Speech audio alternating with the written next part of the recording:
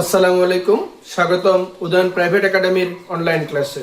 আমাদেরকে সচরাচর প্রশ্ন করা হয় যে একটি অণুর ভর বা একটি পরমাণুর ভর কিভাবে নির্ণয় করব। চলো 1 মিনিটে শিখবো একটি অণুর ভর বা একটি পরমাণুর ভর কিভাবে নির্ণয় করা যায়। দেখো, আমরা বলি যদি একটি অণুর ভর নির্ণয় করার আসলে ক্রাইটেরিয়াটা হলো যে আণবিক ভর বা অ্যাভোগাড্রোর সংখ্যা। তাহলে একটি অণুর ভর নির্ণয় করতে হলে আমাদেরকে কি করতে হবে?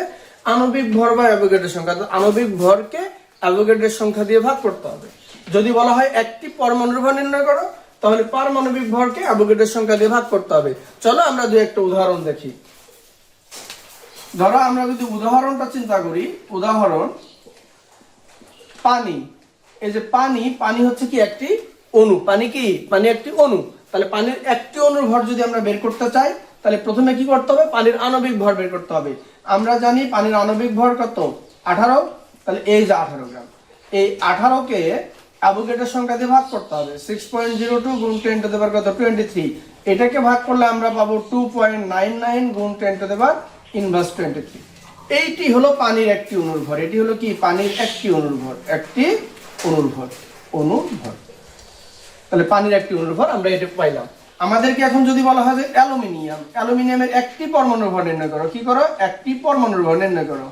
পরমাণুর ভর নির্ণয় করো।